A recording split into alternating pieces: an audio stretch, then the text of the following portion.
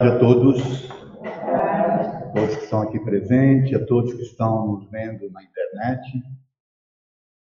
Meu desejo é que a nossa tarde seja uma tarde de muita reflexão, através de frases que vão nos inspirar mudanças.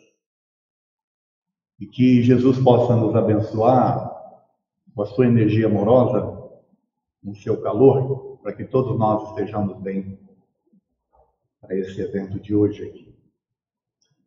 Nós estamos vivendo tempos muito estranhos, né? Tempos difíceis. Eu estava comentando ali com o pessoal que pela primeira vez eu me senti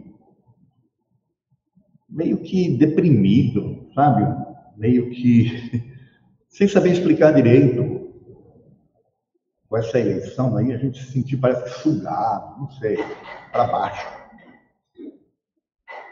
E discussões em família, né, decepções. E a gente está vivendo um momento em que a gente tem uma certa dificuldade, inclusive, de encontrar onde está a verdade, por exemplo, porque eu já fiz até uma palestra sobre isso, essa questão da obsessão digital, né? Dos algoritmos que estão nos dirigindo e a gente não percebe. Então, é muita informação que vem de tudo quanto é lado, mas você não sabe discernir o que de fato é verídico, o que não é, o que é bom, o que não é. Foi daí então que eu decidi fazer essa palestra inspirada em pensamentos e frases de grandes filósofos, pensadores da nossa história, pessoas que passaram por situações as mais variadas.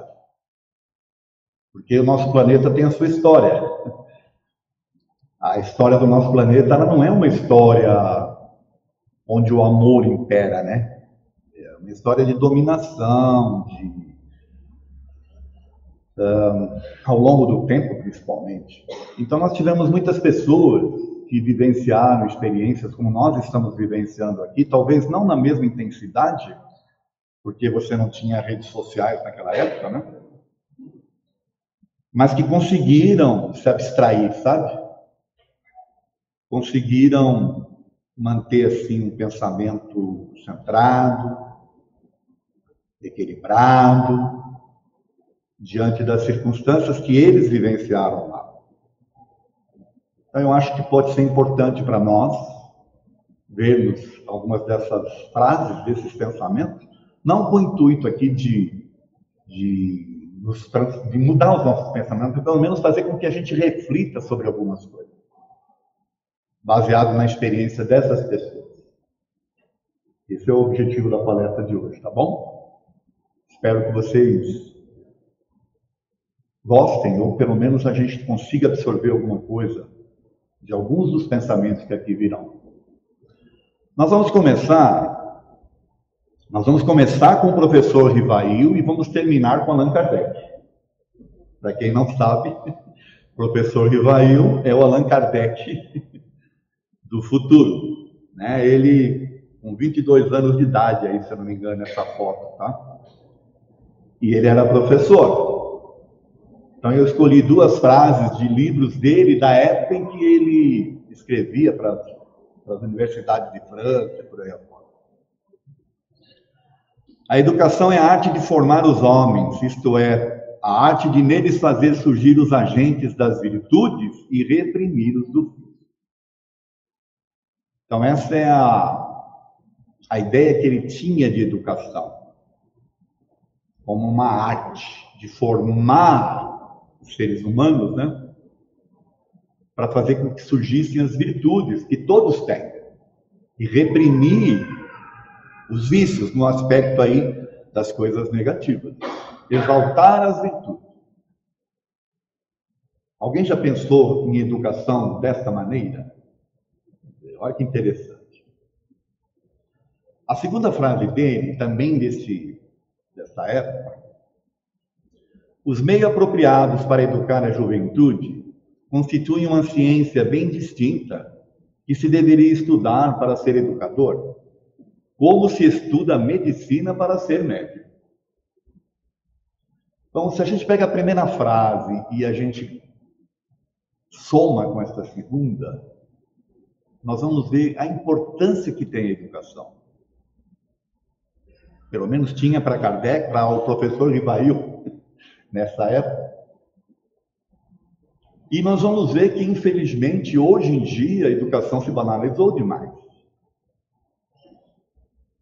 E não é só no Brasil, né? Se banalizou a nível geral. O olhar sobre a educação deveria ser esse aqui. É como uma arte de ajudar na transformação para o bem e pessoas devidamente preparadas para isso. Mas, infelizmente, não é bem isso que nós estamos vendo, né? Interessante isso, não? Ainda no campo da educação, nós vamos nos recorrer agora a Pitágoras. Olha a frase dele aqui. Eduquem as crianças para que não seja necessário punir os adultos. Gente, Pitágoras lá, muito antes de Cristo. Eduquem as crianças para não ser necessário punir os adultos. Mais uma vez, a educação sendo colocada como um ponto-chave no processo de maturação do ser, né? No processo de equilíbrio das pessoas e desenvolvimento das virtudes. Uma segunda frase dele. A melhor maneira que o ser humano dispõe para se aperfeiçoar é aproximar-se de Deus. Essa aqui é um pouco mais profunda. A melhor maneira de se aperfeiçoar é aproximar-se de Deus, porque Deus é a perfeição, na verdade, né? O problema é como se aproximar de Deus se nós o afastamos de nós. Porque nos ensinaram que um Deus é um Deus que se tem que temer, é um Deus que se punitivo, é um Deus que condena, é um Deus que castiga. Só que o Pitágoras aqui é antes disso tudo. Mas já existia essas crenças de deuses que eram punitivos. Então a melhor forma de nós nos aperfeiçoarmos é nos aproximarmos de Deus. O melhor é deixar que Deus se aproxime de nós, porque nós estamos mantendo distantes. É só refletir. Quando eu penso que Deus vai me castigar, ou quando eu penso que Deus vai me condenar, eu quero Ele perto de mim? É só refletir. Mas se eu acredito que Deus é amor, se eu acredito que Ele de fato, né, quer meu bem, que Ele apostou em mim, por exemplo, aí eu trago para perto de mim.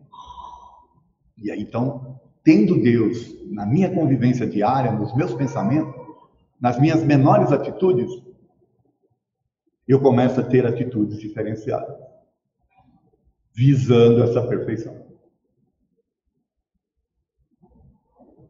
Sócrates. Conhece-te a ti mesmo e conhecerás o universo e os deuses. Então, conhecer a si mesmo parece ser o caminho para se aproximar mais de Deus e para que a gente possa, de fato, conhecer coisas que nós estamos deixando de observar.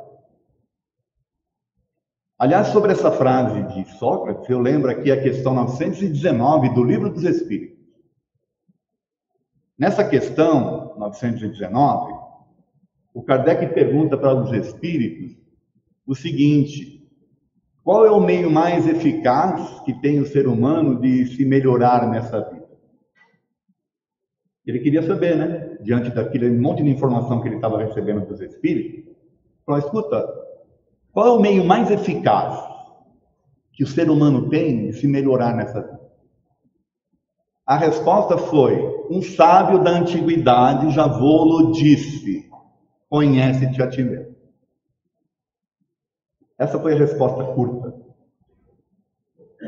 Então, se você quer aprender a se melhorar, se você quer se transformar para o bem, aprenda a se conhecer. Isso disse Sócrates e isso falou os espíritos respondendo ao Kardec, na questão 919. Mais uma frase de Sócrates. Sábio é aquele que conhece os limites da própria ignorância. Vocês já devem ter ouvido essa frase de uma forma diferente, né? Só sei que nada sei.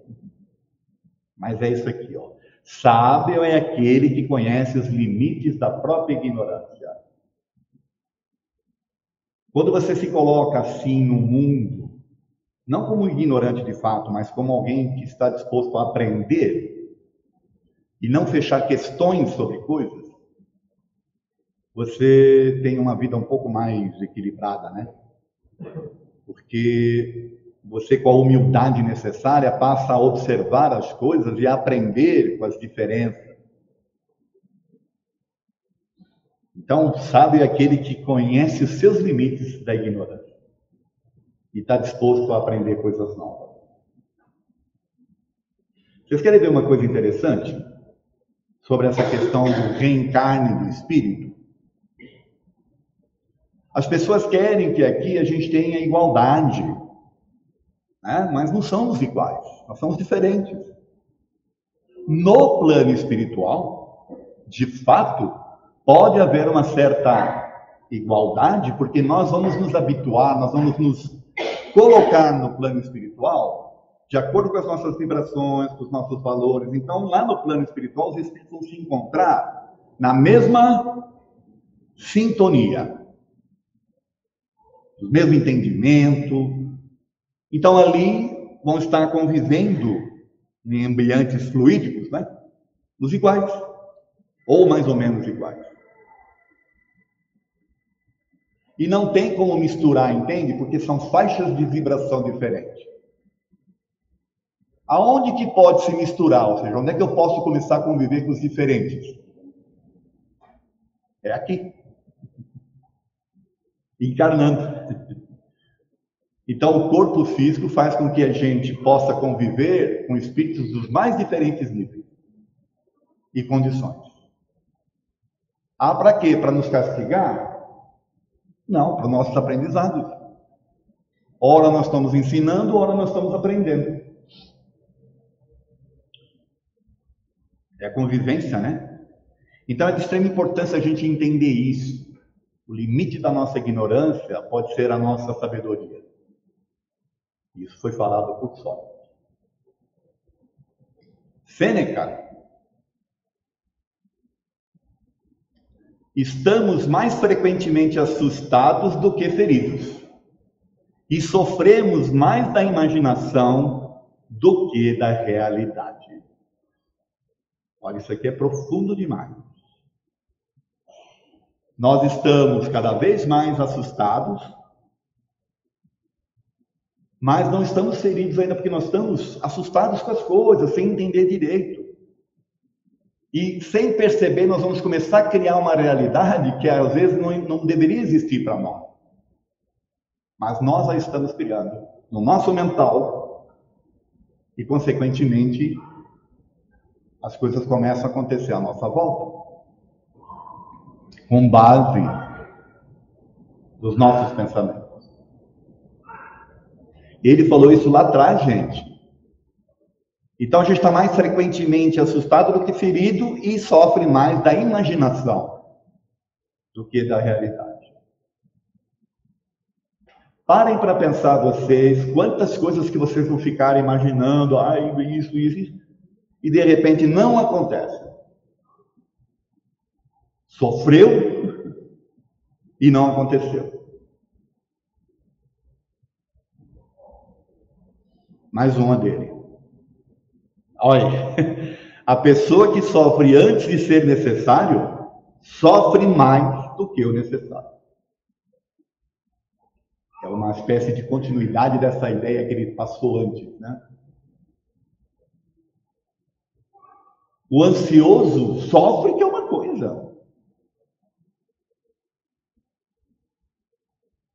E dificilmente nós vamos encontrar pessoas que não passem por essa situação de ansiedade, de criar situações e muitas delas às vezes não acontecem de fato. Isso quando não provocam que aconteça. O que eu quero dizer com isso? Às vezes você fica imaginando tanta coisa, que você não espera acontecer e você vai lá e faz, entendeu? Com base na sua imaginação. Só que as pessoas não estavam esperando isso. Você que criou, com base na sua ansiedade, com base na sua forma de pensar. Falta de confiança na providência divina, por exemplo. Bom, Marcos Aurélio. Tanto Sêneca, como a gente está vendo aqui, o Marcos Aurélio e o outro próximo, eles fazem parte do estoicismo. Para quem quiser conhecer, né, procurem o estoicismo. Se você está sofrendo por alguma coisa externa, não é essa coisa que perturba você, mas seu próprio julgamento sobre isso. E esse julgamento você pode parar agora. Você está sofrendo por alguma coisa externa a você. Ambiente, situação, né? Eu comecei essa palestra dizendo que eu nunca me senti tão mal esses dias. Aí eu fui perceber essas coisas. Peraí, isso aí é coisa externa. Eu tenho que ter o controle sobre as minhas emoções, sobre a minha energia. Não vou deixar que o externo me afete. Mesmo porque a gente precisa viver. Certo? Para trabalhar. Eu ainda não conheço ninguém que consiga, a não sei que já esteja aposentado e bem, né? Porque com a aposentadoria de hoje em dia também. Mas eu não conheço ninguém que não precise trabalhar, viver. Então, deixar que o externo afete o seu emocional é se entregar. E aí o que ele fala aqui, esse julgamento você pode parar agora. Só depende de você. Mais uma dele. É necessário coragem para mudar o mundo, mas também coragem para aceitar o que não pode ser mudado. Isso aqui é profundo também. E tem a ver com a outra. Eu não aceito o que está acontecendo. Você consegue mudar? Você tem o poder para ir lá e mudar? Vai sofrer? E não é só a situação que está acontecendo, não. Vamos imaginar uma outra situação. Quantas pessoas sofrem por não aceitar perdas, por exemplo? Perdas de entes queridos. Acontece. Perdas de pessoas que nós amamos acontecem. Mas se eu não aceito, eu consigo mudar isso? Eu consigo evitar que a pessoa vá, que a pessoa... Foi. Se eu não aceitar, o que vai acontecer comigo? E mais, agora que a gente é espírita e sabe, o que é que vai acontecer com ela lá? Porque eu aqui, na minha inaceitação, na falta de coragem para aceitar o que não pode ser modificado, crio problemas para quem desencarnou. Eu a obsedio daqui, entendeu? Não a deixo seguir. Está aqui. É necessário coragem para mudar o mundo, mas é também coragem para aceitar o que não pode ser mudado. Bom. Epiteto. O que perturba o ser humano não são os fatos, mas a interpretação que ele faz dos fatos. Gente, é lá atrás isso aqui, tá? Parece que é para hoje, né? O que perturba não são os fatos, mas a interpretação que você faz dos fatos. Ou a forma como você traz para dentro de você a aceitação desses fatos? O não aceitar, por exemplo, é um problema sério. Tá? Essa aqui é um pouco mais comprida, mas ela é interessante também. Se uma pessoa desse seu corpo para algum transeunte, você ficaria furioso. Porém, você entrega a sua mente a qualquer um, então eles podem abusar de você, te deixando perturbado e transtornado. E você não tem vergonha disso? É a pergunta que ele faz. Imagine vocês processos de escravização. É uma coisa horrorosa você escravizar uma pessoa, pela dominação, inclusive. Mas está se entregando o corpo. Agora, quando você se entrega de alma e de mente para as pessoas, aí o problema é sério. Aí as pessoas passam a ter domínio sobre você, você se torna dependente da pessoa, dependência afetiva, e você não consegue ser você mesmo. Lembra do conhece-te a ti mesmo?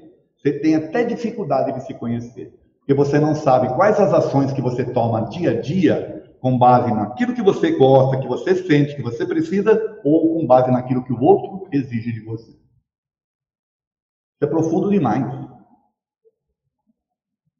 Nós temos que raciocinar muito sobre isso.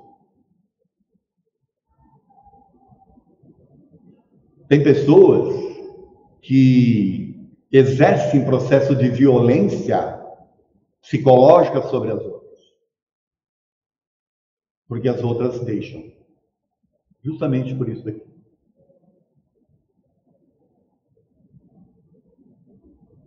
Aristóteles. É fazendo que se aprende a fazer aquilo que se deve aprender a fazer. Interessante. Como é que eu sei fazer as coisas? Fazendo. Aprende a fazer. Vai lá, põe a mão na massa, erra uma, duas, três vezes, mas vai e faz. Ficar esperando, né, para aprender, às vezes. Tem tanta gente com base só em teoria, gente, vocês não têm ideia. Nós estávamos até comentando sobre isso, né? Teoria, nossa, mas e a prática? Então, é fazendo que se aprende a fazer aquilo que deve se aprender a fazer. Eu, graças a Deus, aprendi isso muito cedo. Eu tive que me virar, né? Então, por exemplo, como é que eu aprendi a fazer o PowerPoint aqui? Com as palestras, colocar aquele negócio ali, testando, essas coisas todas. Vocês acham que eu fiz um curso? Foi fazendo, foi lá no... sabe? Testando, perdendo horas, naturalmente. Mas hoje eu consigo, inclusive, ensinar as pessoas. Mas eu aprendi na prática. Eu não estou me colocando como exemplo, é só uma situação que eu vivenciei que tem a ver com essa frase. O ignorante afirma, o sábio duvida, o sensato reflete. Isso aqui é uma cacetada na canela. O ignorante afirma, o sábio duvida e o sensato reflete. Vamos refletir sobre as coisas. A pessoa falou isso. Vamos refletir. É melhor duvidar por via das dúvidas, né? Pensar. Aí uma frase fantástica. O ignorante afirma, o sábio duvida, o sensato reflete. Platão. Quem comete uma injustiça é sempre mais infeliz que o injustiçado. A gente não para pensar sobre isso. Mas quem comete uma injustiça é muito mais infeliz que o próprio injustiçado. Aliás, Jesus já falava, né? Bem-aventurados aqueles que sofrem por injustiça. Bem-aventurados os que sofrem injustiça, não os que fazem a injustiça. Por que quem comete injustiça é sempre mais infeliz? Bom, primeiro, para a pessoa estar cometendo uma injustiça, ela já é infeliz com ela mesma. E depois, as consequências daquilo que ela faz. Porque ninguém pode fugir do campo das energias, entende? Daquilo que você faz com as suas ações, você vai produzir as energias à sua volta. Não espere por uma crise para descobrir o que realmente é importante em sua vida. Olha, o problema é que nós somos doutrinados, orientados a só reagir conforme a crise chega, né? Quantas pessoas não mudam seus padrões de vida ao passar por uma experiência negativa, por exemplo, uma doença? As pessoas que passam por processo de quase morte, todas elas se transformam. Mas da água para o vinho. Só que passaram por uma crise, né, para poder perceber o que é importante. Será que nós precisamos passar por crises para entender o que é importante na nossa vida? Nas nossas relações? Nas pessoas que estão conosco? Gandhi. O fraco jamais perdoa.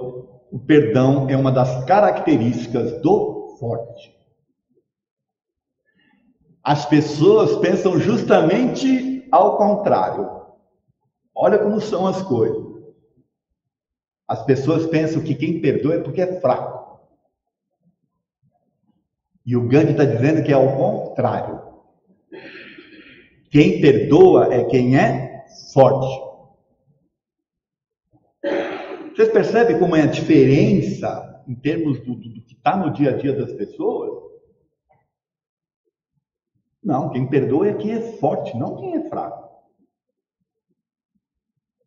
E quem perdoa se liberta também de uma carga, de uma energia que não deveria, do domínio, inclusive, do outro sobre ela. Porque enquanto você não perdoar a atitude de alguém, aquela pessoa continua exercendo influência em você. Olha.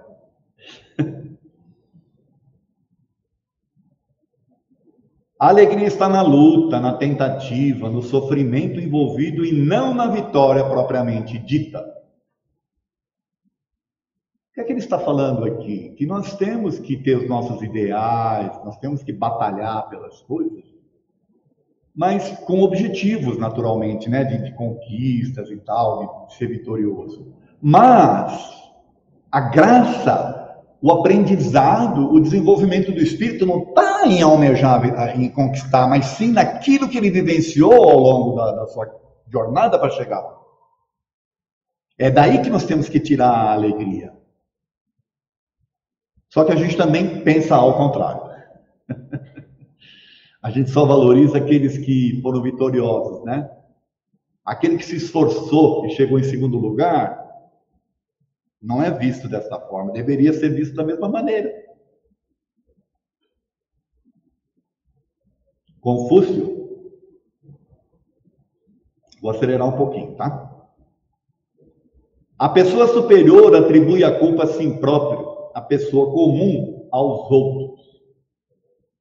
Olha, se você quer ser alguém que se desenvolva de fato, alguém que vá ter a autonomia necessária como espírito, aprenda a assumir as suas próprias culpas e não destiná-la aos outros. Escolhe um trabalho de que gostes e não terás que trabalhar um dia na tua vida. Isso aqui é tão profundo. Porque tem pessoas sofrendo, vim tomar passa aqui no Manuel Ben de domingo, porque tem que segunda-feira ir trabalhar. Aí eu preciso ir lá no Manuel Bento carregar as energias, porque eu vou ter que enfrentar. Infeliz, né? Eu sei que aqui não tem ninguém assim, tá? Mas tá cheio por aí. Entendeu?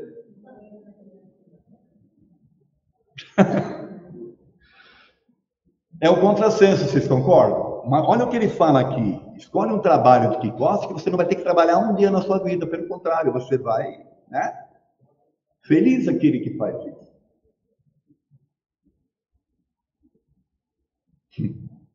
Buda. Existem 3 classes de pessoas que são infelizes. A que não sabe e não pergunta, a que sabe e não ensina, e a que ensina e não pratica. Interessante, né? Não sabe e não pergunta, sabe, mas não ensina, e ensina, mas não pratica. E olha, vocês conseguem perceber que tem de fato pessoas assim no mundo.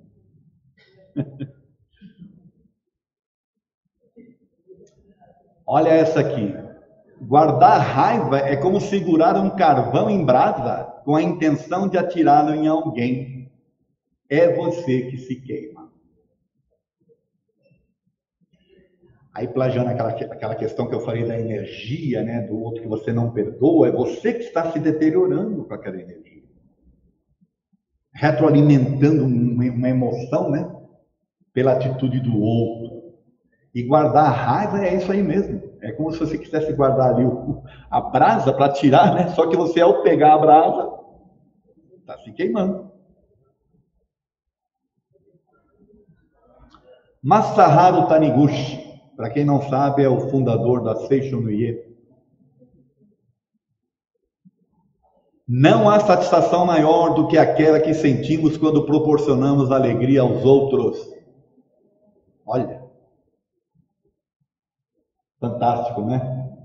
Aliás, uma das coisas que a gente aprende aqui na Casa Espírita, nos cursos principalmente, é conforme você vai aprendendo as coisas, você se dedicar ao próximo. Por exemplo, eles estão aqui como voluntários, né? Dando passe aqui, porque se sentem felizes em fazer isso, alegres, né? Vocês não viram eles cantando lá, porque não cabe mais.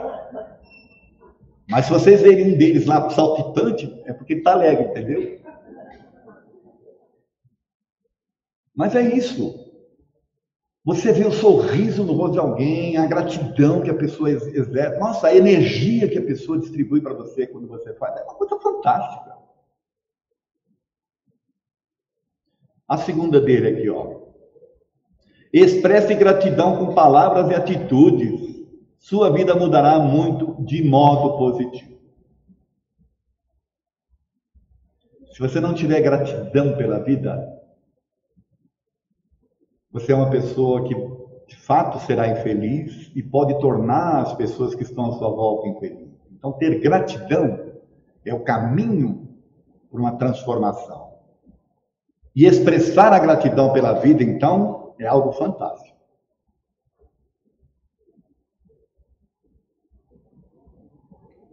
É o Rabindranath Tagore, que é um poeta indiano. Olha essa aqui. Se de noite chorares pelo sol, não verás as estrelas. Isso aqui é profundo, tá? Você passou por um dia, né? Aí à noite você fica chorando, você vai deixar de ver as estrelas. Então o dia, né? Ele vem com as coisas, mas você tem a noite ali para você refletir, para fazer os seus processos de deixar essas coisas para lá. Essa é a forma que ele encontrou de falar, ó, se à noite chorares pelo sol, deixarás de ver as estrelas. Quanto maiores somos em humildade, tanto mais próximos estamos da grandeza. Grandeza espiritual. Eu conheço pessoas bem-sucedidas na vida, que são humildes ao extremo. Aí você percebe o quanto essas pessoas têm de gratidão pela vida, quanto elas têm de capacidade, sabe, de percepção, que elas podem servir e por aí afora. Voltaire. O orgulho dos pequenos consiste em falar sempre de si próprios, o dos grandes em nunca falar de si. Eu sei que vocês não falam de vocês. Mas essa aqui é outra cacetada, ó. Os seres humanos erram, os grandes seres humanos confessam que erraram. Então, errar, todo mundo erra. Agora, confessar que errou requer, né, uma capacidade a mais. Nietzsche. Falar muito de si mesmo pode ser um jeito de escolher aquilo que realmente é. Para pensar também. Deixa pra lá, eu ia falar uma coisa, mas deixa pra lá. As convicções são os inimigos da verdade mais poderosos que as mentiras. É impossível expandir o pensar quando a mente está ancorada em opiniões intocáveis. Quando você tem convicções, você não raciocina. Você não está disposto a ouvir o outro lado, a entender. E aí você vai viver com base em crenças, porque sempre foi assim, porque te falaram, porque... E você está perdendo uma tremenda oportunidade de novos conhecimentos e talvez até de mudar as suas convicções. Eu, quando falo disso aqui, eu gosto de usar o exemplo do Saulo e do Paulo, que era a mesma pessoa. Saulo tinha suas convicções, ele perseguia. Depois, quando ele descobriu a verdade, radicalizou, né? Mudou e passou a ser um pregador. Interessante, né? Albert Einstein.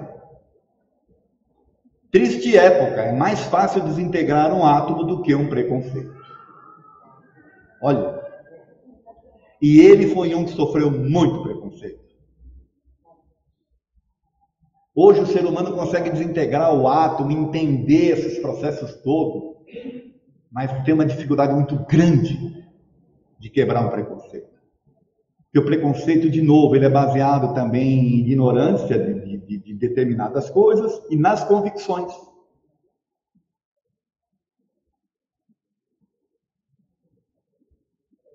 O mundo não está ameaçado pelas pessoas más, e sim por aquelas que permitem a maldade. O que ele quer dizer com isso? Tem muito mais pessoas boas no mundo do que más. Mas as más é que estão dominando. São mais arrojadas, né? São mais impositivas, são mais... Para refletir, né? Khalil Gibran. E disse o divino: ame seu inimigo.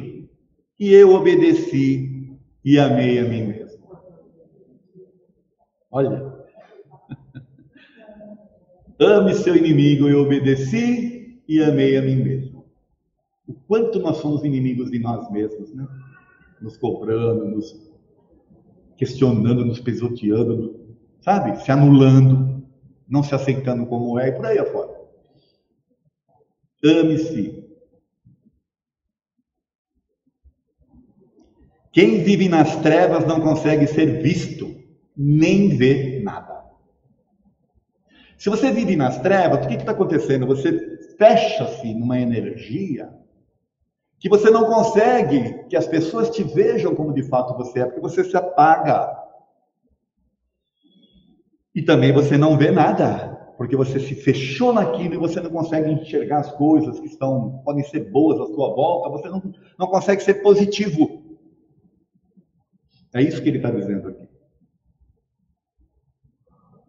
Oscar Wilde. O pessimista é uma pessoa que, podendo escolher entre dois males, prefere ambos. Ah, tem dois males, eu quero os dois. Esse é o pessimista. Viver é uma coisa mais rara do mundo. A maioria das pessoas apenas existe. São conduzidas, são manuseadas, vivem, né? Não vivem na paz, estão existindo. Não têm um controle sobre suas emoções também, por aí afora. William Shakespeare. Com o tempo você aprende que com a mesma severidade com que julga, você será em algum momento condenado. Isso aqui é para pensar muito. Com a mesma severidade que você julga, em algum momento você vai ser condenado. Nós estamos falando do campo das energias, né? Que tipo de energia você está colocando no mundo, isso vai retornar para você. Aquele que gosta de ser adulado é digno do adulador. Também é para pensar. Como tem gente que gosta? Está vivendo uma ilusão. Eu conheço pessoas assim. Elas vivem uma ilusão. Como elas gostam de ser aduladas, as pessoas não têm coragem de dizer a verdade. Aí ela é digna, né? Do adulador. Porque o adulador, nesse caso, é um falso. Vocês estão entendendo? Então, ela é digna da falsidade. Estou quase acabando. Agora o Augusto Cury. Quando somos abandonados pelo mundo, a solidão é superada. Quando somos abandonados por nós mesmos, a solidão é quase incurável. Isso aqui é para refletir muito. Porque às vezes você está solitário, tendo convivência com um monte de gente. O que não pode é você se abandonar na solidão. Você ter capacidade de vivenciar a solidão como algo bom, como algo que te completa, que faz você refletir sobre as coisas, observar o que acontece, perceber tudo isso que a gente falou aqui nessa palestra, com essas frases, por aí afora. Não se entregar. Quem não critica o que crê, não lapidará nas suas crenças. Quem não lapida suas crenças será servo de suas verdades. E se suas verdades forem doentias, certamente será uma pessoa doente. Olha. É mais ou menos o fechamento de tudo que a gente vem falando, né? Você tem que criticar aquilo que você está acreditando, sabe? Para você lapidar suas crenças. Porque aí você vai ser servo dessas verdades, você vai criar suas convicções. E se essas convicções forem doentias? Lembra, o Saulo de Tarso era um doente. Perseguia os cristãos. Depois ele percebeu e virou Paulo. Aí ele sofreu, inclusive, as consequências daquilo que ele fez. Porque ele também foi perseguido.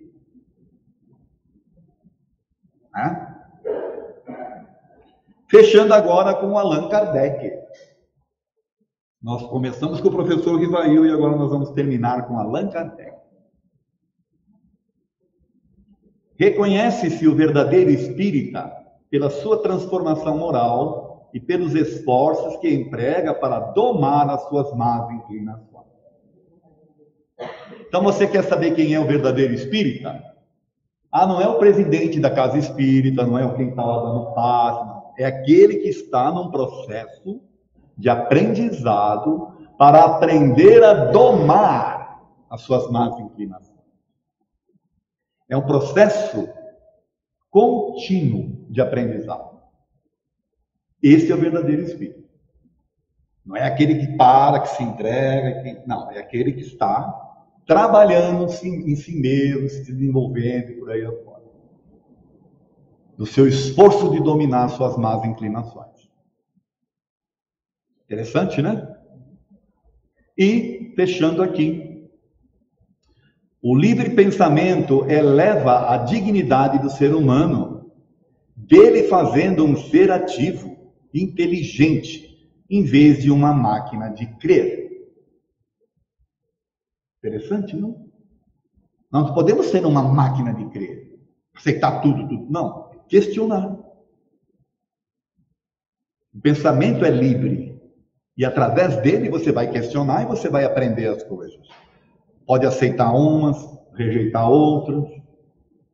Você rejeita uma hoje, mas amanhã, vivenciando experiências, pode ser que você aceite.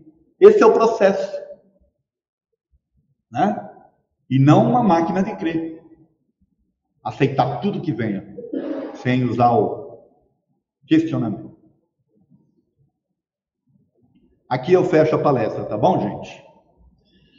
Agradeço aí pela atenção de vocês, tá? Muito obrigado.